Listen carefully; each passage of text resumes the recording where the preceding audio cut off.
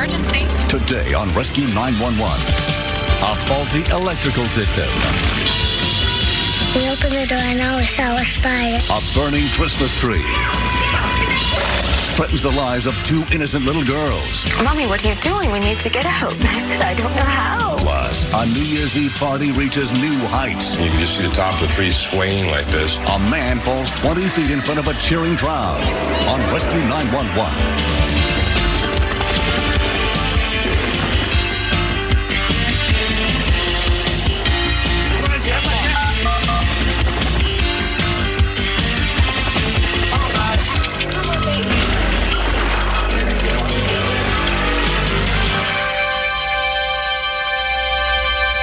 Not every hero sets out to make headlines. The achievements of real heroes can be seen in the faces of the people whose lives they've touched. I'm William Shatner. When we began Rescue 911 more than 4 years ago, we hoped we might be able to enlighten as well as entertain, but we never imagined so many viewers would turn words and images into action. More than 200 lives have been saved as a result of what people have learned from watching this program. Tonight, in a special episode of Rescue 911, we pay tribute to these men, women, and children who were inspired to step forward in an emergency and knew how to make a difference. We begin during the holiday season of 1992 in Dover-Foxcroft, Maine. Zita and Peter Stevens and their two young daughters were getting ready for Christmas in the new house Peter had finally finished after 5 years.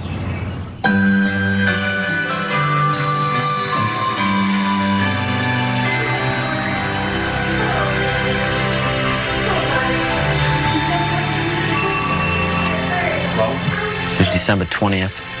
Pretty good time for snow around here. And I work for the Department of Transportation. I run a plow truck. The road was slippery. They wanted to come to work. Drive carefully. Love you. Goodbye, Daddy, guys. Bye. You can help me. You have to come down with me. While Zita did laundry in the basement, her two daughters, including 7-year-old Danielle, played nearby. We went downstairs and we were doing gymnastics. Very nice.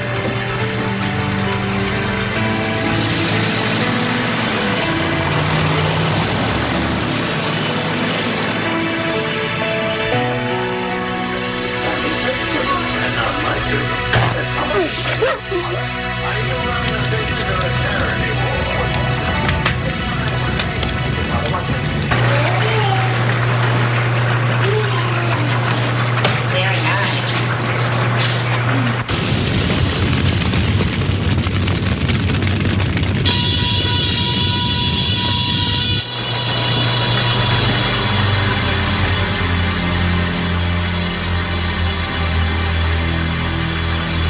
When we continue, Danielle grabbed my hand and said, Mommy, what are you doing? We need to get out. And I said, I don't know how. How are we going to get out?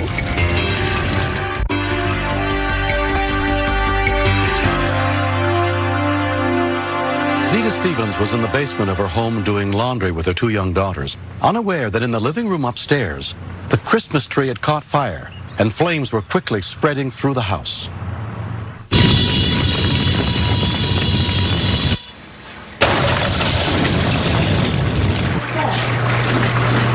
We heard this big boom.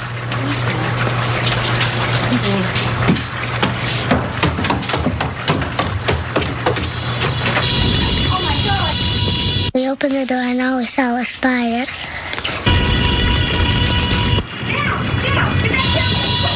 Mommy was panicking and I told Mommy to go back up and shut the door.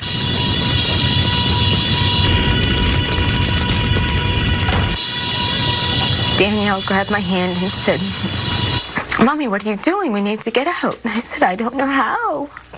How are we going to get out?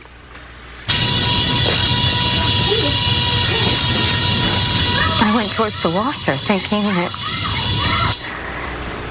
maybe I could just wrap the kids up in wet clothes and get them out.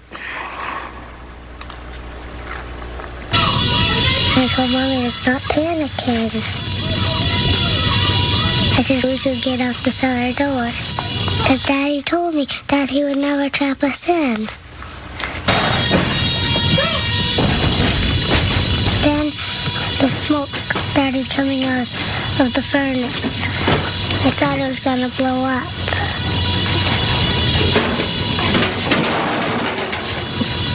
Me and Mommy started kicking, and it just ripped the hole. It was cold, and Desi stopped crying because she thought it was hot out.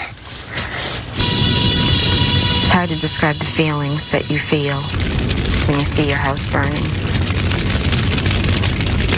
I don't know how long I stood there watching the flames. And Danny took my hand again, said, Mommy, what are you doing? We have to go to Mimi's and call 911. Within 10 minutes of the call, units with the Dover-Foxcroft Fire Department arrived, led by Fire Chief Joe Gaillot. Fire was coming out 3 sides of the building. There was an ungodly amount of fire.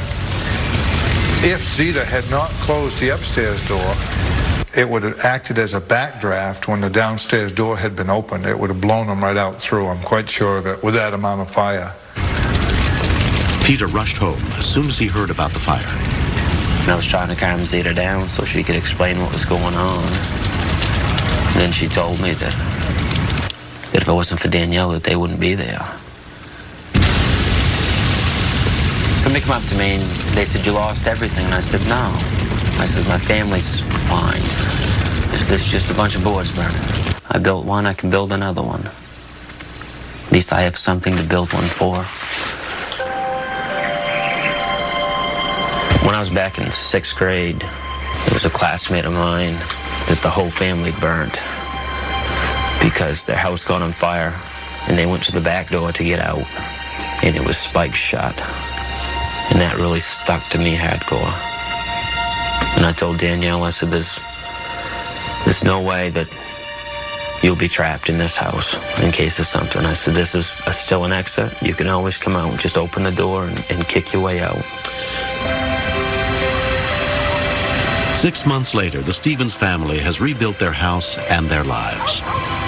We took the precautions that any family takes. We had smoke detectors, but I panicked.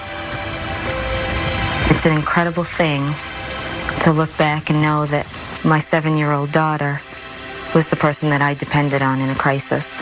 Oh, girls, look at the view from here. She has said that she knew to shut the door at the top of the stairs because one episode of Rescue 911 told that if you're in a room with a door, you should shut the door and somehow keep the smoke from coming in. Danielle was one smart little girl that did the right things to save her family. You take your hat off to a little girl that can pull what she did off without panicking herself. I mean, she saved her mama and her sister.